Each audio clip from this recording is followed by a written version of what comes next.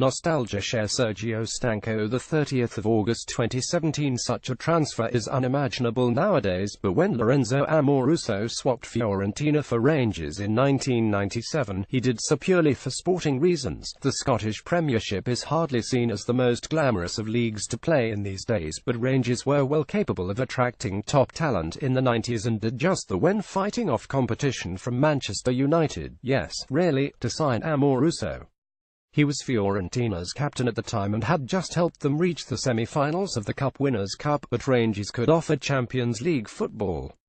The 199,798 season was the first in which runners-up were allowed to compete in UEFA's Premier competition, but it was not until 19,992,000 until the top leagues were allowed 3 or 4 representatives. With big crowds, competitive wages and the chance to play on the biggest stage, Rangers were a huge draw. That said, it was still a surprise when Amoruso moved to Glasgow in May 1997, with Serie A the strongest league in Europe at the time. It was particularly unusual for young Italian players, Amoruso says. There were already some Italian players abroad, but almost all of them were at the end of their careers. My experience was a little bit different as I left when I was 26. Fiorentina needed money and they sold me to Rangers for almost 15 million of old lira, £4 million, which was a lot of money for a defender. I took my time to decide on the move. I went to Glasgow to have a look around and talk with the CEO and the manager, and then I had no doubt.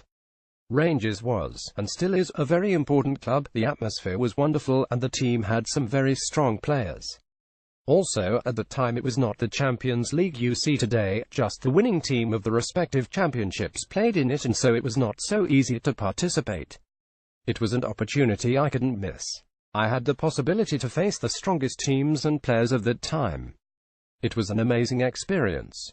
Adapting to Scottish life, Rangers also signed Marco Negri and a young Gennaro Gattuso that summer in search of a 10th consecutive title, but even had it not been for the arrival of 2 more Italians, Amoruso never doubted he would adapt to a new country and league at a time when such transfers were still relatively rare. I had no problem because I was convinced that it was up to me to adapt my life to the new experience, he says. I think it's too easy for a football player who earns so much to say, it was difficult for me to adapt, so this is the reason why I failed. When you go abroad to play, you cannot expect that everybody changes for you, it's up to you to adapt. But I have to say that in some ways I was lucky because when I arrived in Glasgow I was injured, so I had the time to live Scottish life and understand how the club and the team worked. The daily life in Glasgow was enjoyable and, as I said before, Rangers is a big club, and in the big clubs you have everything you need and only have to think about football. Read Remembering Rangers' Glorious Era under Smith and Advocaat. Rangers failed in their quest to make it 10 titles in a row, but Dick Advocaat replaced Walter Smith in the dugout at the end of the season and went on to claim the domestic treble in 199,899 before the Light Blues won the title by an incredible 21 points in 19,992,000 when they also won the Scottish Cup and enjoyed a memorable Champions League campaign. However, it's the relationships Amoruso built with fans and teammates that he remembers most fondly 20 years on. There are so many great memories that it's really difficult to pick out one. Sometimes you remember your victories, but I remember most the atmosphere, the fans' passion. I always says that we are very lucky as footballers because we had a job which was our childhood dream. That's why also signing some autographs for the little fans was something wonderful. The idea that I could give some happiness to them with just a signature was unbelievable for me. So, that's what I remember most, even if obviously I also remember the trophies we won. Also, the atmosphere we had in the dressing room. We still have a WhatsApp chat for the teammates, we are still in contact, we try to meet as soon as we can. That was an incredible team. Paul Gascoigne, Brian Laudrup, Barry Ferguson, Jonas Thurn, just to name a few. Rangers' first Catholic captain Amoruso was made captain by Advocaat, becoming the first ever Catholic player to skip a Rangers, a Protestant club, and though both he and the team suffered some ups and downs during his 6 years in Glasgow, he remains grateful for the support of the fans. The most important difference between Italy and Scotland is that in difficult moments for the team the fans always support you, even if things are not going well and you did not perform as they wish. They also become angry in the bad period, but they always respect the players and the job they did. I love playing in Scotland and England because of the fans' passion. It's unbelievable. I didn't realize at the time that he was the first Catholic captain of Rangers. I only realized the importance of that years after. I always said you don't need an armband to be captain. I always had a strong character and I was a leader with or without the armband, but now I understand it was not normal for me to be captain. I realize that each time I come back to Glasgow and I see the love the fans show to me. I have been a Rangers captain and I am in the history of this big club. That's special. Moved to Blackburn. Advocaat failed to build on his successful first 2 years in charge at Ibrox as Rangers endured a trophyless campaign in 2001 before more inconsistent league form in the first half of the following season led to the Dutchman resigning.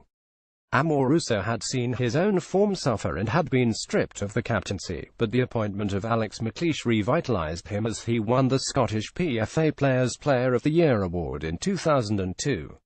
The following season saw the Jazz claim another domestic treble, with Amoruso scoring the winning goal in the Scottish Cup final, but it was his last game for the club before he joined Blackburn Rovers for £1.4 million in July 2003. However, after winning 9 trophies in 6 years at Rangers, things did not go so well for Amoruso at Ewood Park. He scored the opening goal on his debut but suffered a knee injury that kept him out for 5 months and finished the season with only 11 starts in the Premier League. The man who signed him, Graham Souness, left shortly into the following season to take the Newcastle United job, and Amoruso would start only 4 more league games, the next 4, under his replacement Mark Hughes.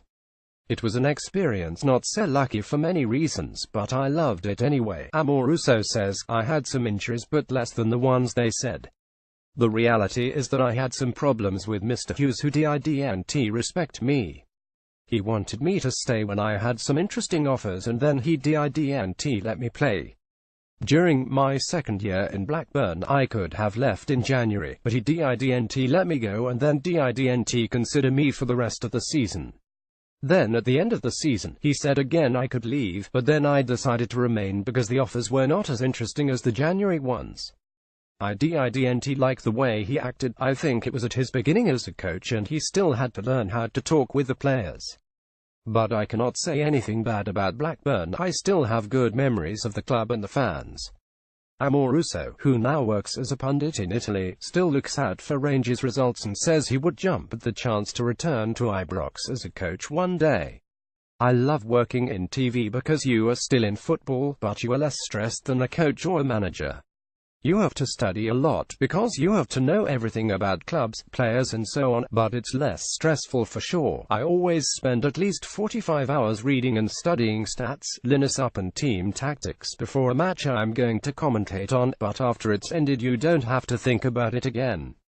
For a coach or a manager it's different.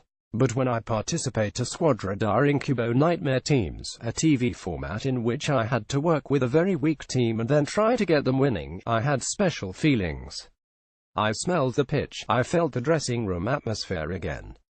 I said to myself that if a good opportunity comes to be a coach, maybe it's time to take it. It would have to be the right opportunity, but I would be very happy to go back to England or Scotland. I spent 9 years there, so say Great Britain is my second country. But it depends on what was proposed. I would not be able to be the manager, as I don't have the skills. I couldn't deal with transfer market. I'd like to be the coach. I would like to focus on the team, the training sessions and so on.